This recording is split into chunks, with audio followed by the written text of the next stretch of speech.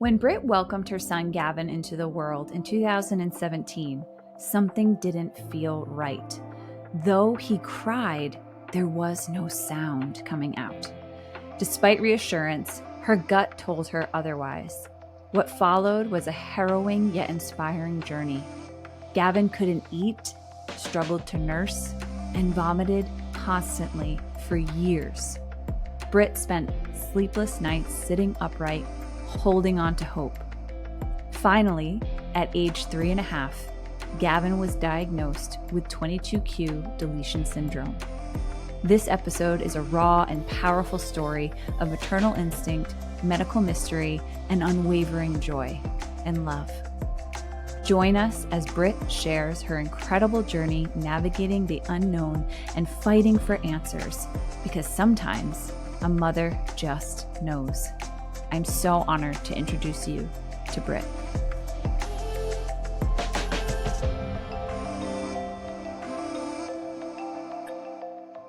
Welcome to the 22Q podcast. My name is Becky White, and today I'm really thrilled to have Britt with me today. She found the podcast simply by being a mom and searching for an outlet of finding community. She's here today to share her story, to share her journey with us, and I'm so thrilled to have her. So, Britt, welcome to the 22Q podcast, and please introduce yourself. Yeah, thanks, Becky. I'm really happy to be here and share my story with my son, Gavin. He's 6.5 now, and he was diagnosed with 22q when he was 3.5, just shy of 3.5. Like many parents that I've heard on the podcast, after intensive medical interventions and investigation and specialists not believing what I was saying. And, I was a first-time mom. He's my only child. And yeah, it was really tricky and a really tough period. But now he's in grade 1, and we live on a tiny little island called Hornby Island off the coast of Vancouver Island, which is off the coast of British Columbia in Canada. So yes, we have to take 2 small ferries to get there. And yeah, it's kind of the opposite of what many 22q parents would think, being close to a big medical center. We already weren't close to a big medical center because we lived on Vancouver Island, which the best hospital in the province is in Vancouver, which is like quite a drive, and then a 2-hour ferry. And we do visit that hospital still quite often, but we moved to Hornby when my son was 4, in his only preschool year. Before that, I wasn't able to send him. I just didn't think that he would be doing, thriving in an environment like that. But when he was 4, we were kind of preparing for school. I'm a teacher, so I was looking at options and, what our district offers, and would I homeschool him? I didn't know. His biggest strength is probably that he's very social. Yeah. So I couldn't bring myself to homeschool him. And so it's a tough choice. Such a tough choice.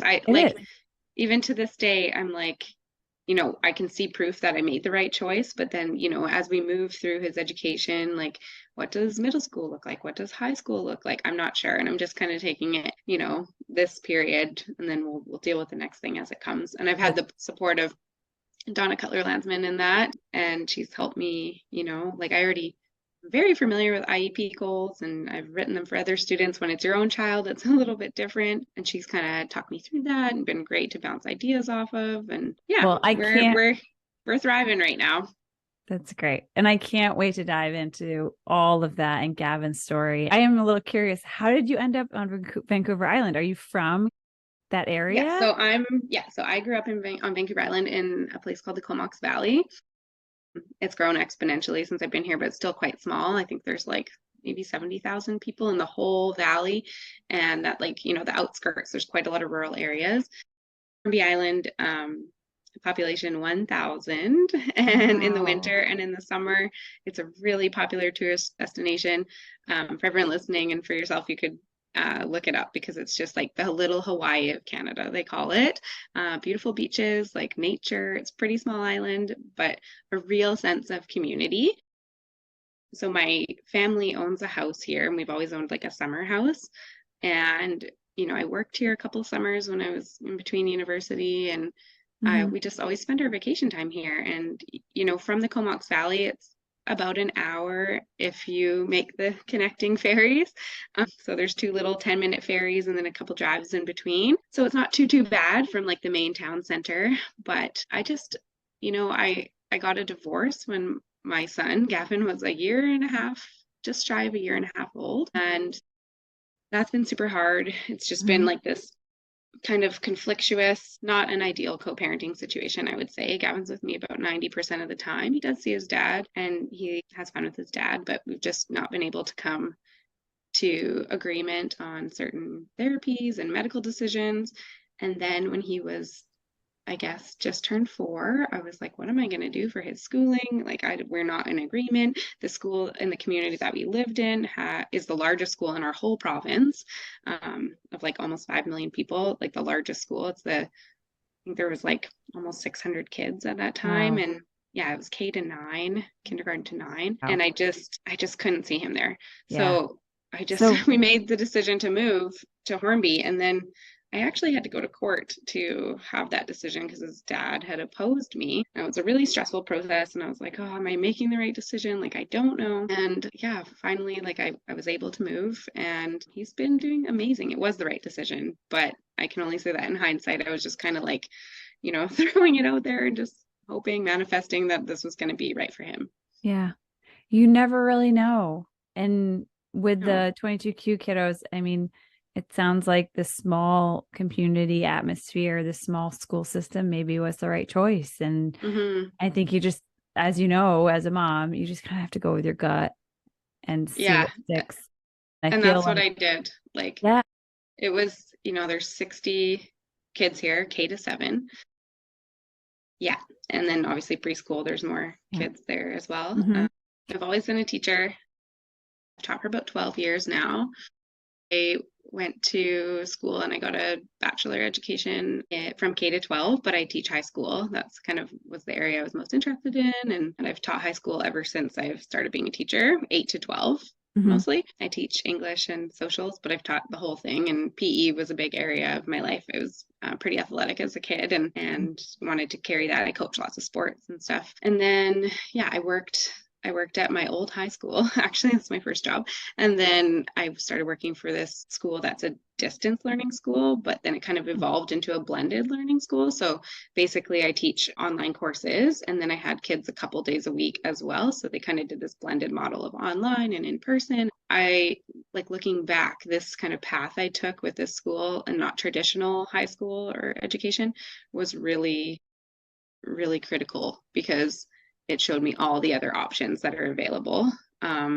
And, like my son in particular, like a lot of 22 kids don't really fit into the typical school mold. They need lots of support. Like high school is kind of a freaky thing because they have all this support in elementary school. If you're lucky, like you've advocated for them and there's support at the elementary level. And then they become a teenager and they're, either rejecting that support. It's not quite the same. There's not like one person following them around all day, helping them with all their needs. And so, yeah, I got to see and segue into that. And another added bonus of that is, so I did my master's in between there. So I got hired with the school. I did my master's in educational technology, which is interesting because like now I can help my son with his iPad and, all different communication devices. What are some of your favorites?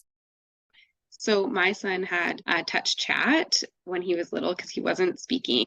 It's like an app that it's quite an expensive app, but it's a program that you download and it's, like a pictorial and then words and it switches really easily. It's quite a great one.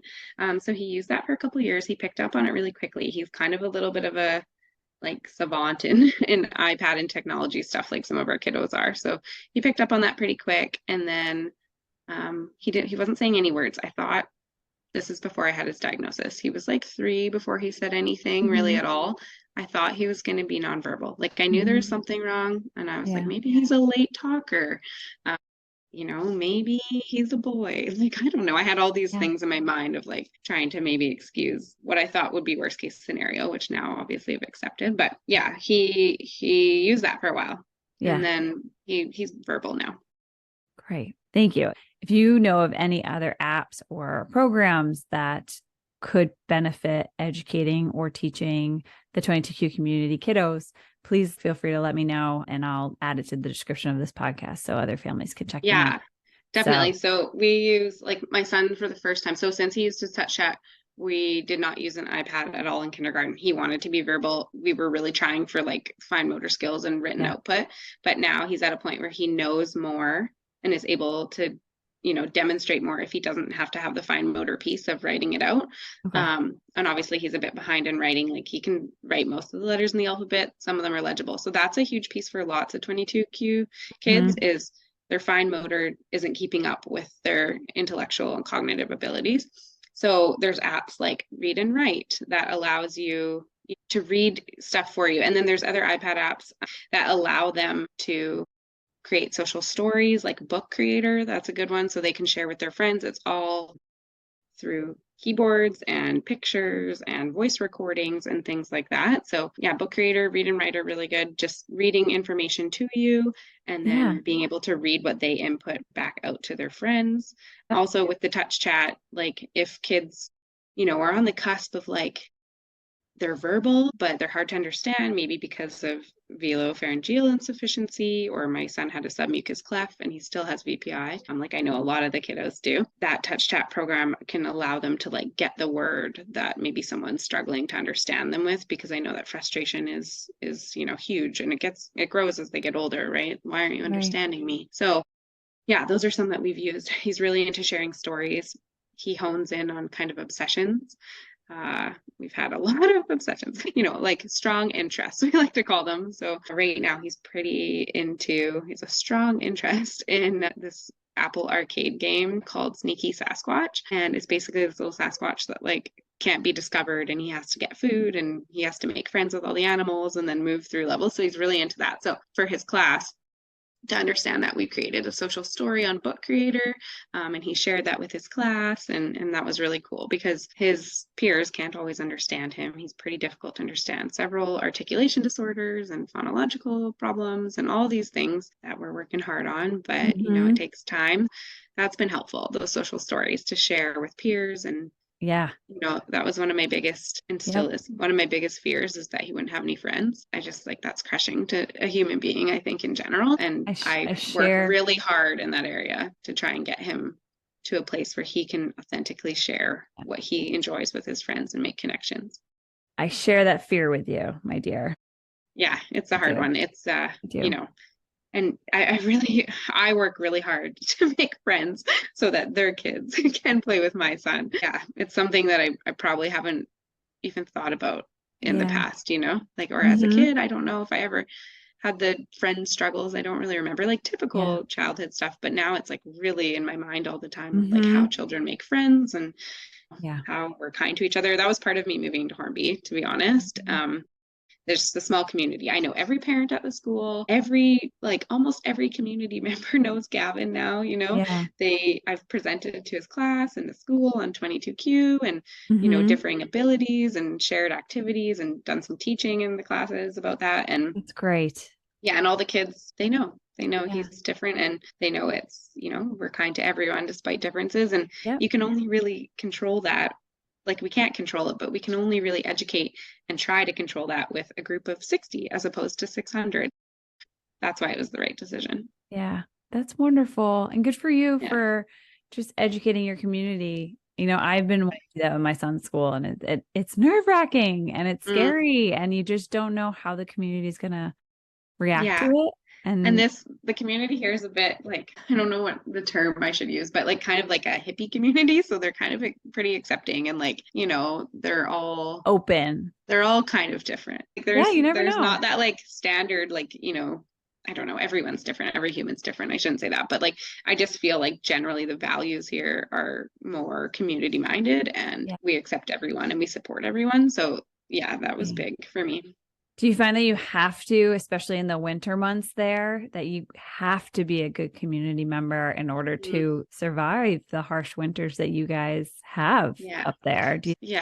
I definitely, we rely on each other a lot, but I do call myself like a cheater Hornbyite, because when we moved here, I had a house in in town, which is like what I said was an hour away by ferry. And we go there every Friday. And I still have that house. So we can stay in town whenever we want. And Gavin has therapy there. So we are there every weekend and he sees his dad too sometimes. So if I didn't have that, I don't know if I'd be able to have made the move here just because of his therapies. And, we had trusted providers there and there's not the same supports here, but a big support for him and a big thing for him is going to school. And the school week here is Monday to Thursday. So that was a big draw. Yeah, Monday to Wow. Thursday. And then every Friday we catch the ferry, we go to town and he has his therapies. And then sometimes we stay the weekend and do, there's obviously facilities in town that we don't have here. But I find that contrast, like Gavin really needs like the community and quiet pace during the week, and we don't worry about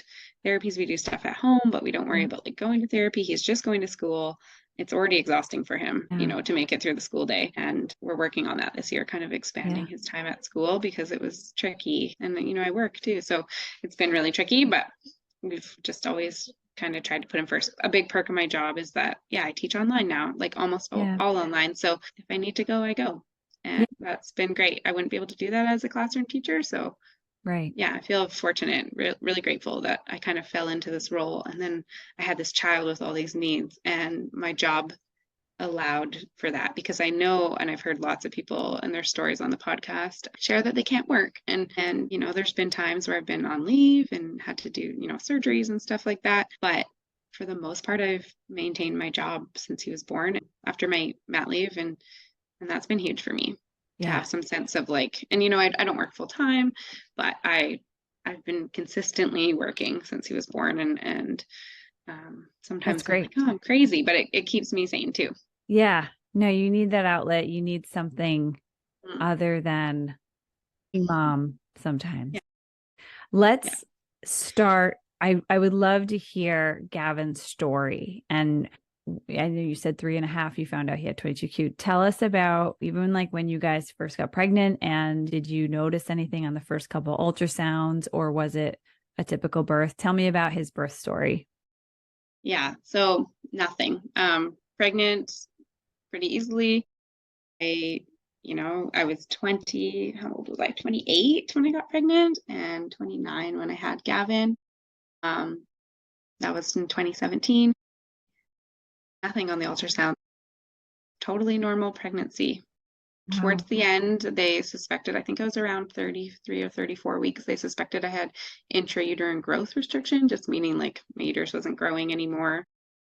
So they monitored me. I had, I think, an ultrasound every 5 days until I gave birth at 37 weeks and 6 days. Just went into labor naturally at that time. The birth was long. He was like on the wrong side of my stomach. So I'm sure you've heard or know, but back labor, like where they kind of move around and it's supposed to be super painful. I don't have any other reference, but it was super painful. But I had like I don't know, like a typical natural birth. Yep. 26 hours of labor was pretty intense, but Oh, everything was normal. I like his heart rate was good throughout the birth. Obviously, we had no other reason at the time to believe that it wouldn't be. So there was no yeah. like I wasn't even really being monitored, to be honest. I had a Wow. midwife and it was at a hospital, but I had a midwife and she just like there wasn't a lot of monitoring. And he came out and that's kind of I didn't know if I was, so delirious from this long labor or that's just what people feel after birth. But I kind of had this like, I was not feeling in my body. I was like watching things happen kind of. Mhm. But he came out and yeah, he wasn't crying. So that was kind of my first like, oh, like they put him on my chest and he wasn't making any noise and his color was good. Everything looked fine, but they were kind of like, fussing around me, all the doctor and midwife and nurses in the room. I can't really remember. I was pretty delirious, but I had him on my chest and then it was probably like 30 seconds and I was like, he's not crying and kind of panicking. And I just like picked him up and just like pushed him back and he was like still attached to the umbilical cord. This Oh might be no. too much information, but he was like still attached to me. And they were like they were just kind of looking at him. He was like moving and, doing the Yeah. newborn thing, but there was no cry. And then they cut the cord and they put him on the little gurney and he he looked like he was crying, but no sound was coming out. And that was pretty weird for me. I was like, what's going Yeah. on? What's going on? And you're kind of in that like I'm sure as any moms like who just given birth, you're kind of in this like strange state where you're, what is happening? Is this normal? Is this normal? Anyways, so then his APGAR scores were pretty good, like, not perfect, but high. They weren't really worried. They gave him back to me and they were just like, oh, he just probably has some mucus in his throat. He's probably fine. So they gave him back to me. He had super trouble nursing. I had to use like props and pump and all these things to get him to nurse. And like we were like baby bird feeding him, with like expressing breast milk and then the little pump, like the little syringe in his mouth to get little droplets to him. He wasn't able to latch. They're like, this is normal. Like, some babies just struggle. I'm like, okay, like I don't know any different. He looked pretty normal, and like it's hard to say that because I know lots of disabilities now are, not visible disabilities and it kind of pushed me into this world of disability parenting, but I didn't know at the time. And I actually was like, he looks normal. And then like looking back, I'm like, I feel bad that I said that. But then it got kind of wild. So we're in the hospital and they thought he had a heart murmur. So they said that's pretty normal after birth. Sometimes they were telling me like the blood's flowing and then it needs to like kick in it on its own after you cut the cord and things are going. So like, that's normal. That's fine. We'll just monitor it.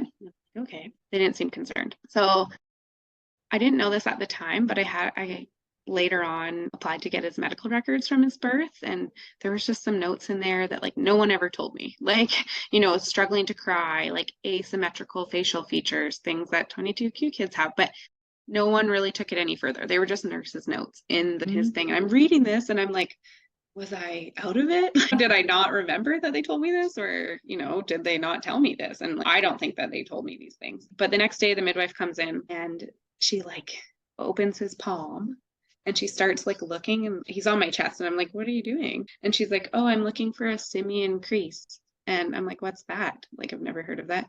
And she's like, it's a straight line across your palm and it's a marker of when you have Down syndrome.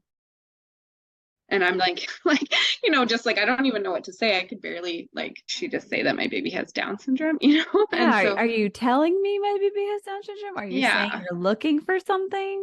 Yeah, and I had the test, the blood test, which I know is not super accurate, but like that's the first thing I said. But I had the test, and I was like, and then I'm looking at him, and I'm like, does he look like he has Down syndrome? Like again, I'm like feeling, as a parent now, I'm feeling so guilty of the things that I was wondering or thinking, and like how I thought that would be the worst thing that could happen to me. That this was terrible. And my husband at the time was just like, he didn't really say anything. He was just kind of like in shock. And I spent 8 hours. So we're going to get a pediatrician in here. And like, I'm having all these visitors, my family, my friends come to the hospital and like hold my baby. And I've just got this news that like, there's something wrong with my baby. He's not typical, right? Yeah. Okay. So how did they break it to you? Was it the midwife saying she was looking for that crease? That's how it. No doctor came in and said, we've noticed some features on your baby that are atypical. We want to do some genetic testing. Nothing. There's no genetic test done. So then that happened and I'm just sitting there for 8 hours. So this is like 10 a.m. the day after I gave birth, and I gave birth at night. So it's like 7 at night. And then 10 a.m. the next day she comes in and she looks at this. And this is a midwife that I hadn't really had before because they kind of work on a rotation. So I only knew her from one visit. I just was like hit with this information. Then I spent 8 hours waiting for the pediatrician who couldn't come till after her shift at 6 p.m. And they told me that, oh, we'll get her in, but it won't be till later. I'm like, okay. So I spend all these visitors are coming. And then I'm just sitting there like in my own head thinking like, does everyone know that my baby has Down syndrome but me? Like, I'm wondering if all these visitors are coming and they're looking at him and thinking like, oh, there's something different about her baby. It was super stressful. I killed my phone battery in like an hour, Googling every single thing I could. That makes me upset because it like ruined your first 24 hours with your newborn instead of just enjoying. I want to redo for sure. I feel like that for the first few years of his life. I want to redo. So what happened next? Like with the testing? So the pediatrician came in and she just looked at him. No, he definitely doesn't have Down syndrome. That's it. And I'm like, okay, does he have something else? And she's like, no, he's fine. That's it. I'm like, as a new mom, I'm like, phew, I don't like that midwife now. It's her fault, right? And I'm super mad and I'm kind of angry at that she would just present information in that manner. And then it turned out to not be true after I spent like 8 hours just panicking. And, it's when your reality, what you thought was going to happen and what's happening is entirely different. You're just panicking. It's like panic at first. It's not even grief yet. It's just like, oh my God, what am I going to do? So no, they did a ECG to check his heart. He was fine. They Wow. sent us home. So we spent 3 nights there, which was a bit weird, I thought, because I was healthy. I was like, up and walking right away after birth. And they ruled out this heart murmur, and apparently they ruled out Down syndrome. And then we went home. And that's kind of where it got a little bit tricky and where things started to fall apart. So I consider myself like a pretty resilient person before having Gavin, and even after having him, I do think I'm more resilient now, but it was a real test of my resolve and strength. I was basically on my own with him. My mom was super helpful to me. She'd come over like every day and help me, but my husband at the time was not very helpful. And yeah, he was fussy. He was struggling to feed. Like he could barely breastfeed. I was pumping and feeding him eventually, like really trying, but for 5 months he was just like feeding for an hour and then he'd throw everything up through his mouth, nose, and ears. Like, there, and I would take him to the doctor and like, this is happening. Oh, you're a first time mom. Like, it's hard having a newborn. It's hard. And like, I got that. I've had my family doctor for years and I was so dismissed. My mom came with me, who also had my family doctor. He like delivered my sister. So my mom knew him pretty well. And she was like, this isn't normal. I've had 2 kids. There's something not right with this baby. Like, Yeah. He's puking out his nose, his ears, his mouth. He eats all day just to puke it up. He's like, he was born, he was 5 pounds, 11 ounces, and he like struggled to put on weight, even though he was like eating all day. And I was struggling because breastfeeding was so hard. And that was like what I wanted to do. And I was so determined. And I just felt in my heart that he needed that. And yeah, for the first 6 months of his life, we slept sitting up in an upright position. And now I know it's like severe reflux, mucus cleft palate, VPI, all these things that I had no idea. But I was like convinced. And then, I had my husband telling me that I was like crazy and super anxious. And, like I just needed to chill and then he'd be fine. And I was like, no, like if I put him down on his back, he'd do the silent cry. He couldn't cry for 3 months. He didn't make a peep. Like I was like, is he deaf? I was just thinking because he was just screaming, but no sound was coming out. And so I could never leave him unattended. Anytime I put him down at all, he would just like start choking. So I remember going to my doctor and just putting him on his back and he would start choking. He's like, oh, he's like, just roll him on his side. He's fine. So when did you get answers? Like when did you reach a point where you were like, this is it? I'm not going crazy. I need help. What did you do? So we got referred to a pediatrician, when he was around 18. No, he was probably 16 months. She tested him through chest x-ray for another genetic syndrome, Shwachman-Diamond syndrome, based on his short stature. And she thought, he's actually pretty tall now, but his short stature, he was really tiny and just like he had his ears, little sticky outy ears and some asymmetrical features. He didn't have it. So I guess in Shwachman-Diamond syndrome, their ribs are shorter. So that's what she was testing for. So then she never followed up, even though she had this inkling. And, I was just like, kind of like, well, I didn't really even know about genetic syndromes. Like that's where I was at. I didn't really know, like I knew Down syndrome and I knew these things, but I didn't know that there was like a gazillion genetic syndromes that your child could have, right? That's really been eye-opening for me. Anyways, I went to the pediatrician all the time. Like he had low iron, he had thrombocytopenia, which is like low platelets, all these things that were just not adding up. His feeding and swallowing was one of the worst situations. He met physical milestones pretty well, although he was like quite right side dominant. He was like crawling and walking in a normal range, but no speech, like he wasn't even really making sounds. He didn't babble ever. The feeding and swallowing was terrible. So he didn't eat any solid foods till he was like 3. And then he would eat yogurt and like white plain tortillas that you broke up into little bites, really tiny. And then he would puke it all up. Like he puked 3 to 6 times a day. And yeah, he pretty much only drank milk. I pumped for 15 months solely. That's all he ate for 15 months. And then I was like, this kid needs like more nutrition. He's not eating one single food. So I tried so hard he'd been rejecting all of these foods. We got into OT feeding therapy. They were like baffled, but still no one was like, you need to escalate this. Eventually, OT referred me to we were in SLP, PT, and OT because I self-referred. And I'm like, he's just lagging, like maybe we had a wonderful, wonderful feeding therapist at first. She went on mat leave. We had a wonderful speech therapist for a year and a half to 5.5, and then he went to school age.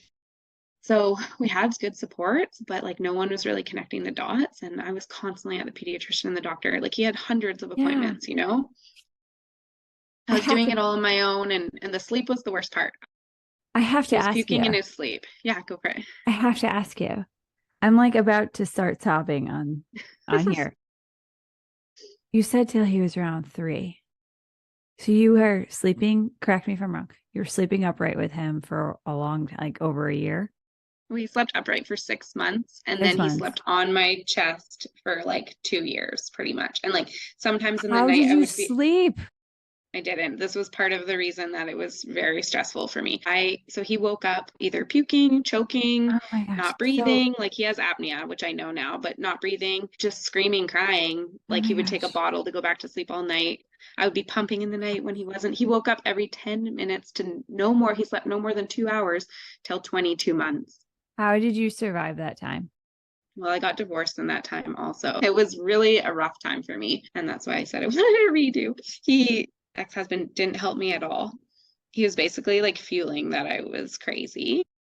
We didn't agree on any decisions. Like I was taking him to these therapies and he's like, he's fine, he's fine. And that's still much of his mentality now. He's fine. He's just, like just delayed. And it's like he has all these struggles and difficulties that need to be addressed. And we don't agree on therapy. We don't agree on surgeries, like all these things. And it's just this added layer of intense stress. And that was happening at the time. And I just I couldn't take it anymore. I was like, I need to just deal with my baby on my own because that's what I've been doing. And I don't need this added, and like, I'm sure I had some level of postpartum anxiety, but I always tell myself and my family, like, I feel like that's justified. Like if I put my baby on his back, in retrospect, he probably would have died.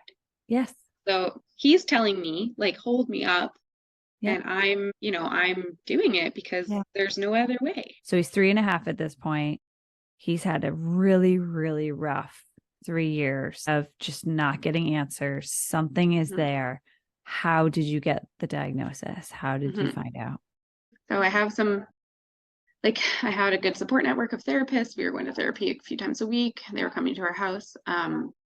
We had one of my best friends is an OT, another really great friend is an SLP. And I was like, something's not normal. I just started Googling, like, what could this be? What could it be? We were referred to the feeding and swallowing team, which, they're like, I think something genetics going on. That was in like a bigger city. They did some, swallow studies, x-rays, all these types of studies. And they're like, there's, something quite not right. They never picked up his submucous cleft, but they did recognize he had VPI. So after that, I pushed my pediatrician for genetic testing. She was like, I don't know. And like, I ended up actually firing her after we got our genetic test and we got a pediatrician at a bigger hospital. She had only heard of 22q once and it wasn't the right fit for us after 3.5 years of no answers and struggling and like me going in there in tears, and like her just saying, well, maybe you just have anxiety, like I couldn't handle it anymore. It's like, well, I'm anxious because no one's helping my baby after I've come in here like a bazillion times and I'm not really an anxious person otherwise. And I'm not really about his, we've been through lots of surgeries and stuff now, and that's just not my personality. But at the time I was super frustrated. So we got our diagnosis in the summer of 2020. And it was a tricky time. Oh God. And she called us and she's pretty nonchalant. And then I just went to town with the Googling, and the research. So did he do a microarray or just a basic microarray 22q? So did they call you and they just said your son is diagnosed with he has something called 22q? What did you think? Were you happy? Were you relieved? Were you scared? Were you sad? Like, what was that feeling after 3.5 years? I felt justified. I felt like finally, like I'm not crazy, like he has this, it's a real diagnosable thing with over 180 conditions, or potential conditions that they could have. And I felt like, thank you, finally. And I was mad. I was mad at our pediatrician. I was obviously, I didn't even feel grief because we'd been living it without a diagnosis. I felt, I don't want to say righteous, but I felt good about it. I can go tell people now he has 22q11.2 deletion Mhm. syndrome, and Mhm. this is what can arise, and I can get the care I need, because I was asking, for all these specialists to be involved because I didn't know what else to do. And, well, does he really need that? And I'm like, yeah, he does. And then as Yeah. soon as we got the diagnosis, I was like, okay. The pediatrician was like, well, you need to see cardiology, and you need to, go get a kidney ultrasound, and all these things that we hadn't done because Yeah. we didn't know what it was. And we Right. were just treating symptoms. And we got all Wow. these referrals, and it was a really, really busy, like 6 to 8 months. We were gone for medical appointments all the time. He has no heart problems. He has no kidney problems. So And the murmur was just a murmur. just a murmur. They Wow. are Good. suspecting now that he, the choking and vomiting continued. He's had several surgeries on his palate, and Okay. The and palate. Okay. yeah, and they are considering that he may have an undiagnosed vascular ring, which is Okay. like a ring around your heart. I'm Yep. sure you've heard it. Yeah. Um, But you can explain it's it like, for our audience that what is a vascular ring? yeah, so we're not sure if he has this yet. We're still doing investigations. Obviously, it's not severe enough if he was to have it to give him, like serious, serious, serious consequences. But it's basically a ring around your heart, constricting your blood flow Mhm. to and from your heart, and it causes problems like choking and vomiting, which was one Yeah. of his main problems. A whole host of other things, but that Mhm. was kind of his main symptom. And like, it's really unexplained at this point why he does that. So yeah, we're doing an investigation for that. We want to see cardiology again because of that, but we were cleared by them previously. But our pediatrician at BC Children's Hospital now says sometimes that's missed and that we need, better imaging. Yeah. So we're investigating that. But our main Good. struggles have been with his palate and his speech, feeding. Those are huge issues for us, and they Mhm. continue to be. Mhm. His speech, like most 22 Qs, is very difficult to understand for everyone else. Mhm. Like, I feel like I speak Gavlish, I always call it. Like, Yes. I speak his language and we get it. What was his first word? Bubba for his bottle, Bubba. And he said Mm. Bubba for a while. And then it's pretty rare for 22Q actually to get like that double B sound. Yeah. And then it was Bubba, Bubbles. He loved Bubbles. And then Puppy, double P sound, which Yeah. is crazy. Yeah. And then Mama, but that came later. Yeah. And yeah, it was tricky. Yeah. He really struggles with speech, but when he got a couple words, I was like, like, it's happening. He's It's going to speak. happening. It's happening. I, his speech therapist was amazing, Pearl.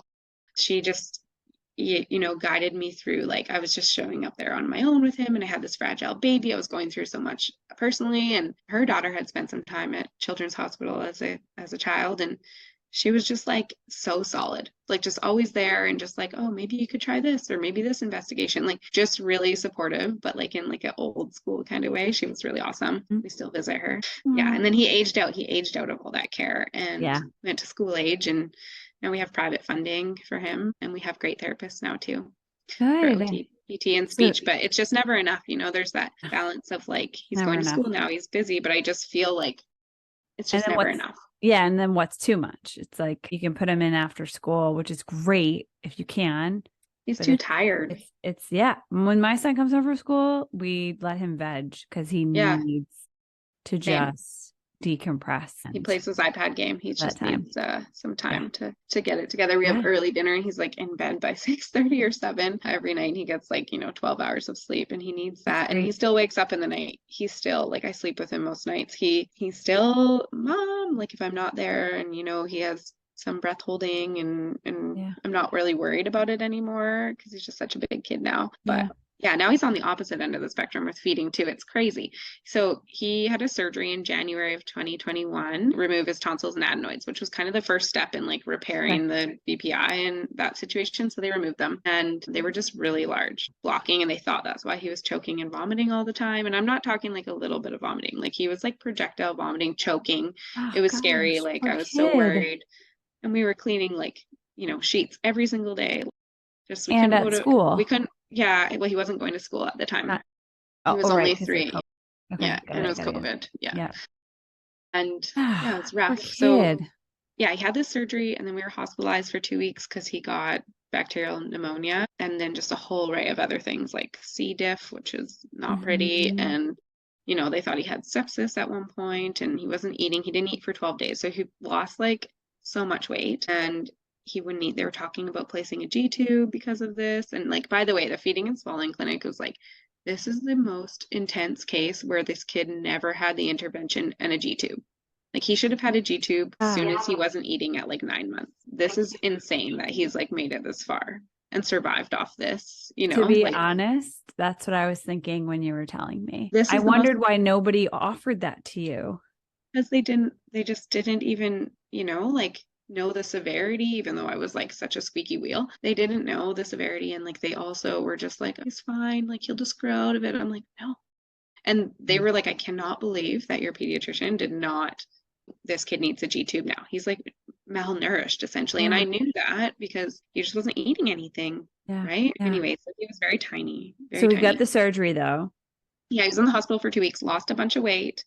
And then when he came back from that surgery, it took like 4 months for him to get rid of all these infections. And we weren't in the hospital for 4 months, but we were at home, and it was a really, really tough period. We were going to the hospital because he could get a new infection. And, you know, he was so miserable for 4 months. And I'm like, is this ever going to end? Like, this was terrible. So it was like, that was in January, and he wasn't good to go until like April, beginning of May again. So that was rough. And that was just for tonsils and adenoids, you know, like it seems like a routine for other kids, but for him, you know, with his lower immunity and susceptibility to infection and just, you know, he was pretty nonverbal at that time, like not super verbal, just a few words. So that was rough. And then he came out of that and he started eating like so much more food, and it was still choking and vomiting like 3 to 6 times a day, but he trying to eat more, and that was like maybe the food was able to pass. So then in February 2022 we had a surgery called the furlough procedure, and it's basically to move the palate approximately 30% back towards your throat to help close that gap for the BPI, because obviously like he was bolusing food in his throat, and then it was like bolusing in his nose and coming out his nose and coming out his right ear. His facial anatomy on the right side is a little bit different. So his right nostril and right ear are really susceptible to food coming out of them all the time. So we had that. We had done like several investigations to see if he had a submucous cleft palate. And they're like, oh, he doesn't. That's weird. But then she got in there and he did. And she repaired that as well. So he had a submucous cleft repair in the furlough procedure. He took about a month to recover from that surgery, which was like, you know, much better than previous surgeries. He's had ear tubes and all the things. But yeah, after that, his choking and vomiting decreased significantly. So good. His speech did not improve right away, but it did improve a little bit in about 6 months later, which they say is pretty normal. Still not huge gains there, but the choking and vomiting was huge. So then he started actually digesting his food and keeping it down. And now Gavin, like we're struggling with some mental health around food. He's obsessive about food. And, you know, I've seen a few parents, like it seems to be on the either side of the spectrum, you know, like kids are like undernourished and not wanting to eat and tiny, or they're like significantly overnourished. And like every mealtime used to be a battle for us, and it still is quite often. We have lots of strategies from OT, and you know, interoception is a huge piece. And I heard someone else talk about this, but he's basically not able to, his brain's not recognizing his fullness cues and other things, hot and cold, all these things, right? It's like a delayed response. So he'll just need if you let him. And you know, then when you don't give him what he wants, we see that mental health side really, really struggles with that. So that's hard. The boundaries around that are hard, even though they're clear and this is what you get. Like, it's still your kid, and are they hungry? And, you know, like he struggles to eat like vegetables and filler foods that would be lower calorie. So that's a really big problem for us right now, you know, and like it affects him being overweight, affects almost every part of his life. He also has asthma. So it's, you know, he can't run with his friends like he would be able to. It's kind of hard for us. So yeah.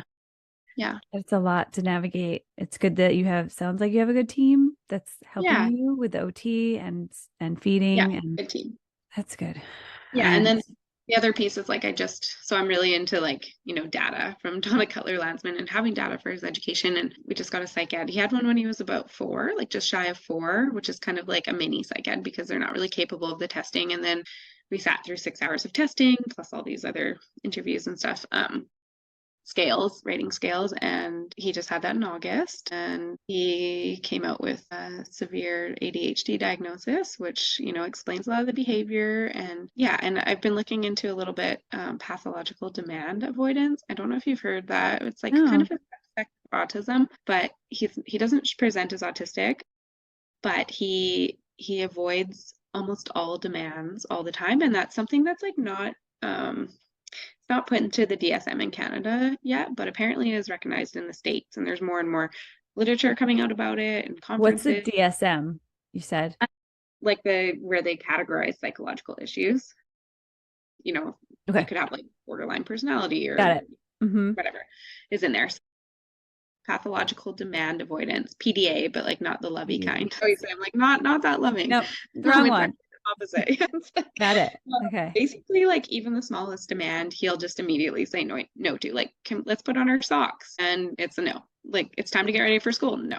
Like, you know, so and so is going to make you pancakes instead of mom. It's a no. Like, we're really working through that avoidance issue, and yeah, it's tricky. And like, I got this book, and it might be a good one to share with everyone because it's been super helpful for me. It's called The Declarative Language Handbook by Linda Murphy. And she has another book, Co-Regulation Handbook, again by the same author. Okay. And they're really like practical, like 100 pages. I highly suggest reading them. It's like the way that we talk to our children with social learning challenges is huge for them not feeling the weight of the demands of their day. So basically, you're noticing things. You're noticing like, oh, I see it's almost time for school and our shoes aren't on. You didn't ask them to put their shoes on. And, you know, you didn't say, get your shoes on right now, we're out the door. Yeah.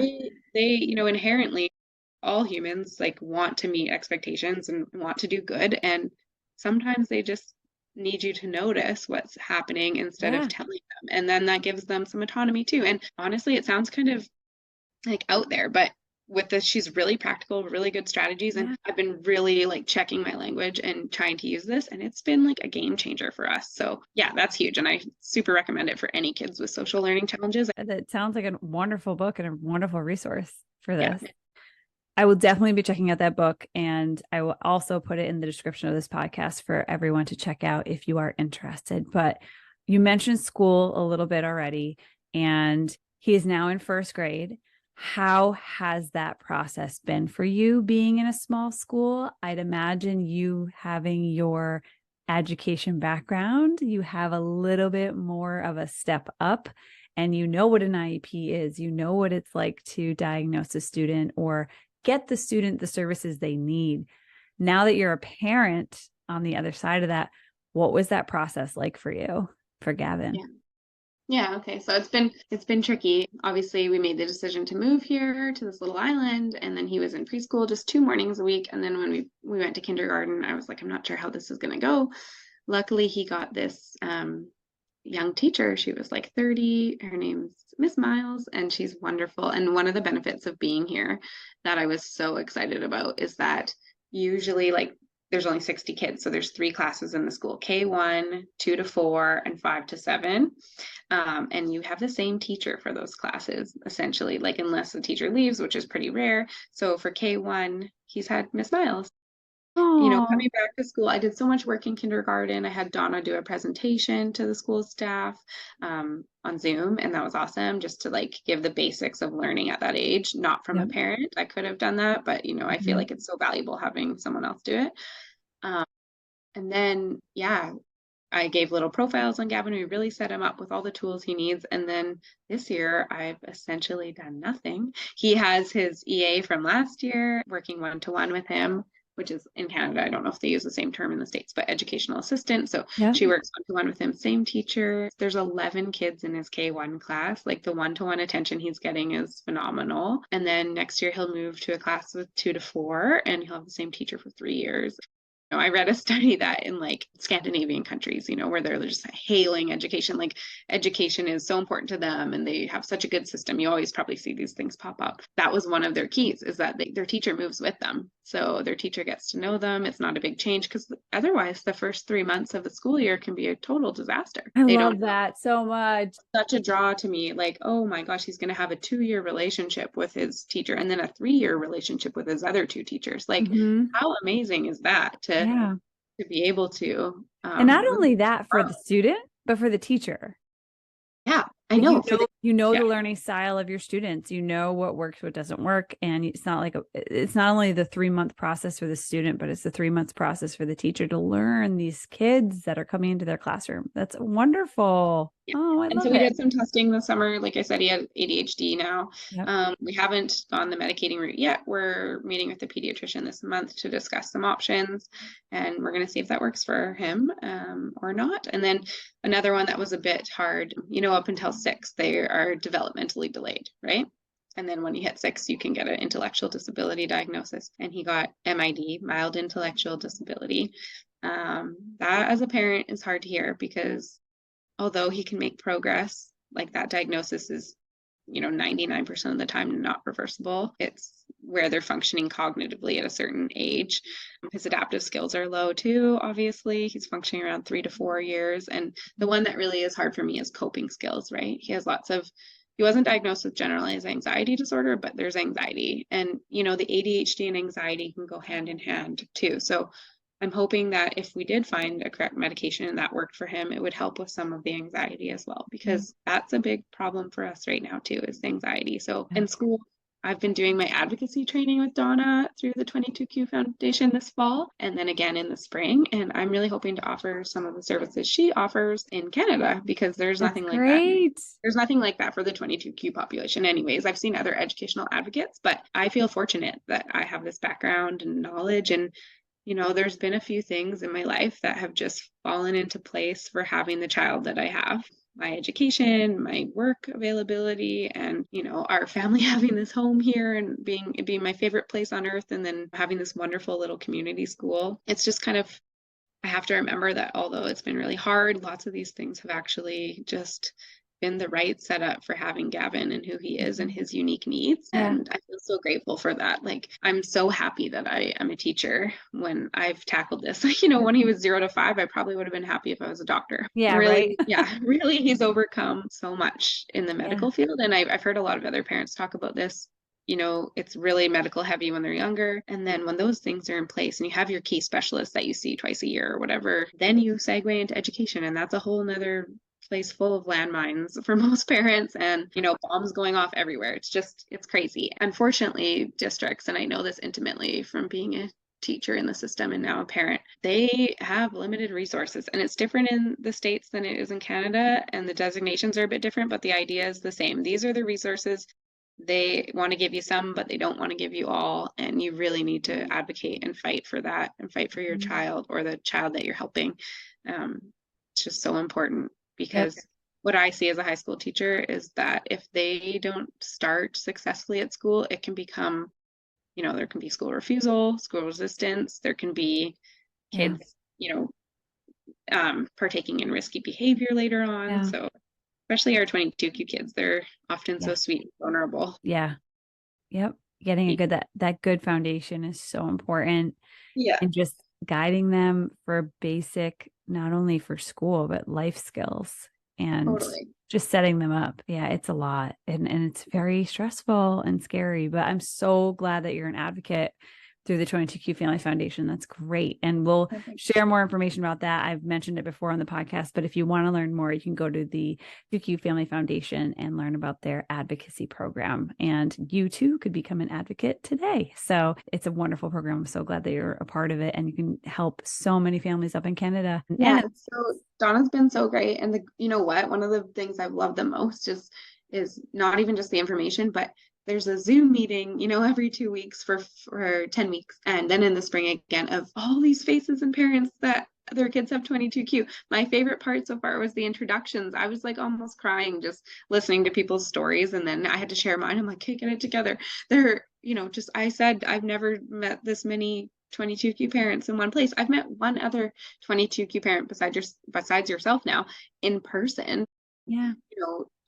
She was referred to me through like one of our, like, it's called the Comox Valley Child Development Association. They gave her my name after asking me because her daughter had 22Q and she found it when she was pregnant. And they said, could she talk to you? We're the only other, you're the only other 22Q parent we've ever met. And Wow.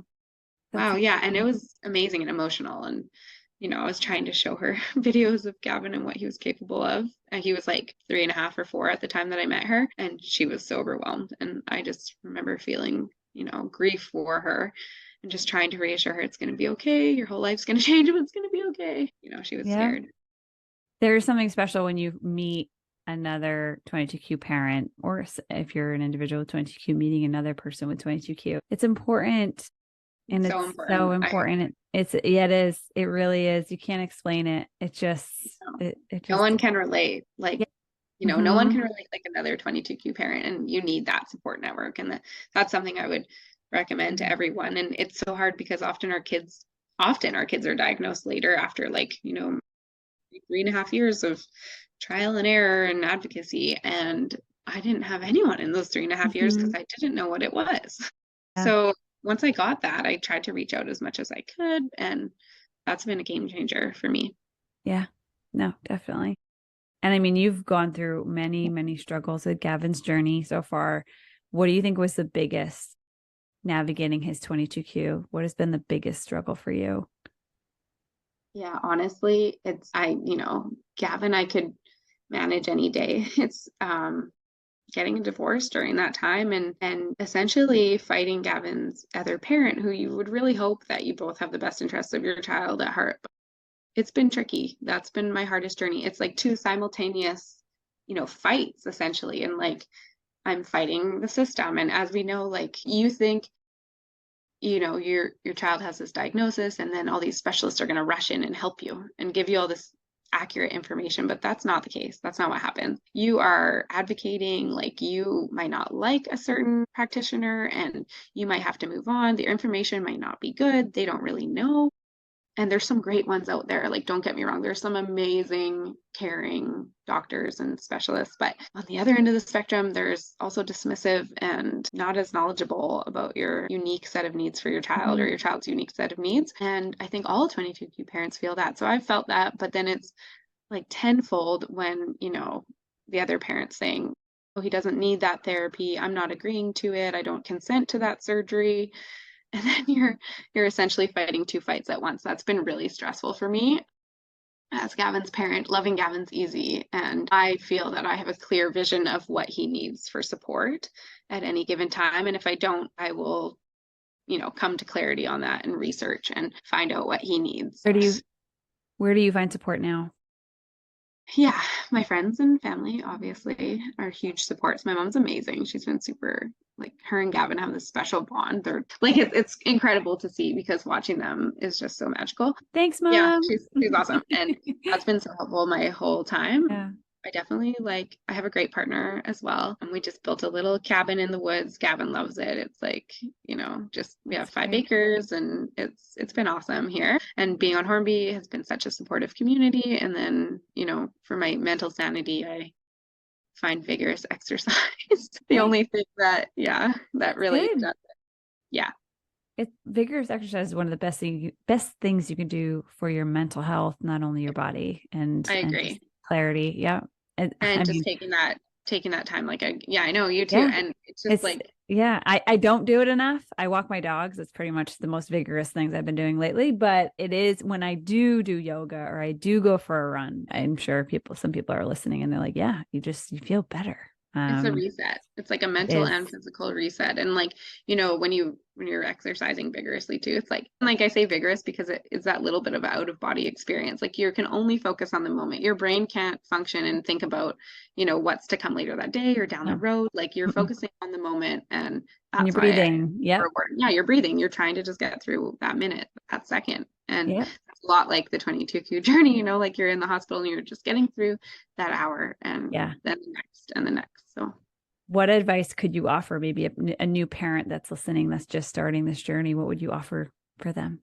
Yeah, I would say reach out if they have a diagnosis and listen to your gut. Often as moms, our instincts in our culture these days are kind of don't listen to your instincts. There's lots of information out there that really conflict with your instinctual feelings as a mother. You need to listen to your gut because you do know your child best. So that's really important. Obviously, support for yourself. It feels like you're in the trenches and all you can manage is your child, and everything else kind of falls by the wayside. And that's okay for a period. That's a normal process. And then, you will start to find little pieces for yourself and for your relationships again. And yeah, it kind of ebbs and flows. And like one thing that I really struggled with, and I don't really anymore, is that I felt a lot of grief. Like I felt like, why is this happening to me? What did I do? What do I need to learn here? Yes. Obviously, so The much. G word, I like to call it. Grief. I know. Yeah, And it can be all consuming. It just ebbs and flows, like, in different situations when, medical and then educational and all these things. And, watching your friends drive their kids to soccer practice while you're driving to therapy. It sucks sometimes. And you think like, I'm giving what you a did I high do to five deserve through this? our podcast. Air high five. Yes. I hear you.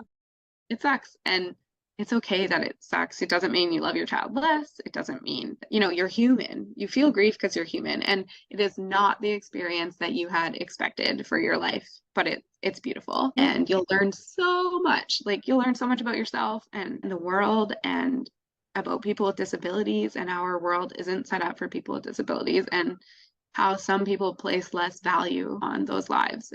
Hard realities. Truth.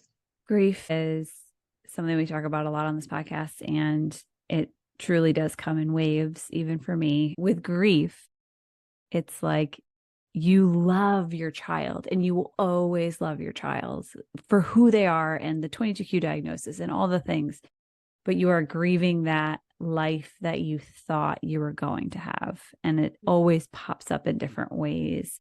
And you feel like you're the only one that feels this grief. And then I get to talk to amazing women like yourself. And you shared just now, you're like, I'm driving my kid to therapy while my other friends are driving their kids to soccer practice. And yeah, air hug. It's air hug. It's like, we're not the only. Yeah. But you feel so isolated in that grief, but know that you're not alone in it. I wish there was like we should have a hotline or a magical button you could press that be like, I hear you, I'm here for you. Yeah. I would just say, like, I felt a lot of guilt, and that's the other G word, right? Like I felt a lot of guilt about my grief, and there's so much guilt in the journey too. Like, am I doing enough? Am I doing the right thing? Like you have to make decisions all the time in every realm, and that's life. But there's more when you're a medical. There's more decisions. There's way more, and so I think it's okay to just make a decision, and if it doesn't work, you can redirect. That's part of life. And when you feel grief, it's totally normal. Like it's normal to grieve the child that you had wished for. It's normal because you love your child regardless. And over time, like things are hard. Things are at times, like you are in survival mode for years, and often you wish it could be easier for them. Yeah. And for yourself. And that's okay. You wish it could be different for yourself. And other people with children without 22q, like you can see the difference, and you can see how hard it is compared to a typical child. And yeah, it's okay to feel that grief. You're not a bad mom, just human. And what has this journey with 22q taught you about yourself? Gosh, so much. I like myself better as a person now than I did before, Gavin. Why? I just see differences now as strengths, and before I don't know if I did. Like I don't know if I was that kind of a person. And I just, he is so amazing. And I want to advocate for other people too, because I know what a struggle it is. And I just never would have gone down this path if I didn't have Gavin. I just wouldn't have wanted, like I just didn't see the world from a disability lens. And instead of beating myself up about that or feeling ashamed that I was, just so unaware of like how the world works, I was just so unaware. I have no idea. And now I just, he's taught me strength and resilience and acceptance. And it's just so many lessons. And it's like the most natural teacher. There's no better teacher than our children. You have to meet them where they're at, and you have to kind of level up to help the world accept them. Yeah. Yep. Beautifully said. And if you had to go back in time to when he was 3.5 and you got that phone call that he had to Q, what would you tell yourself in that moment, getting that phone call? Yeah, that phone call if you're looking at yourself, what would you say? Honestly, that was not the moment that I felt grief. I was already in it. I was already a 22q mom without knowing. And that moment, it made me proud of myself, to be honest, that I trusted my gut. I didn't stop pushing and I didn't give up on my child and or myself. Mm-hmm. Um, Even when like all odds were stacked against me. I'm getting emotional talking about this because it was just 3.5 years of such a wild ride. And that moment actually, I know a lot of people are like, oh my God, my child has this genetic syndrome. And it's Yeah. like, it's scary. And their whole life is affected, like even them having kids, like all Yeah. these things are affected. And it felt like acceptance at that moment. Mm. I was Yeah. happy. So maybe not that moment, but say in the darker days when you're staying up late and you're not sleeping and your kid cannot keep anything down and you're in tears. What, now that you've grown into this role and you have a little bit more experience and you have the diagnosis, what would you go back in time and tell yourself maybe at like the first year and a half mark? Like, what would you say? At that time, I really wish that I had given myself more grace and more self-acceptance. I was really kind of beating up on myself, like, it must be something you're doing. You're not doing enough. Like, why is being a mother so hard for you? Why is it so easy for everyone around you? Like, what are you doing wrong? Like, you're not good at this. Why did you even have a child? I had a lot of negative self-talk around that time. And, I was like, now looking back, was an above and beyond mother. Yes. It's hard to even think that I would have negative feelings about my abilities at the time, because I know if I had a typical kid, like I would have been feeling like I was rocking it. And I was feeling the opposite, but it wasn't because of my dedication or my skills or my perseverance or my resilience. It wasn't. Gavin was challenging. He's still very challenging, in different ways. And I've just I don't know if that was my second child. I think I might have felt different, but being a first time mom, I was like, why am I so bad at Mm. this? And So it was a bit mind blowing, but now I would have given myself grace. I'm so glad you said what you just said, that I was an awesome mom, because while you were sharing your story, I was just holding back tears and now I'm probably going to cry, but I was just envisioning you by yourself trying to keep him alive and struggling and not sleeping, which is a killer for all of us, Oh, so and brutal. just the worry and the grief and the postpartum and all of it. I hear you, and I want you to always remember that you are a kick butt mom. And Yes, thank if you you. ever doubt that, I want you to re-listen to this episode and just be like, wow, yeah, like you kept your son alive. I And I mean, think the he, perspective now, now that I have perspective and a diagnosis and it's like concrete, and I know my son has these challenges, like no one can say otherwise to me now. I know him best. It doesn't shake me. Like, if someone disagrees with me, be it his father or educational professionals or medical professionals, like I am like, nope, yeah, that's not true. That's not how it presents. This is what I see every day.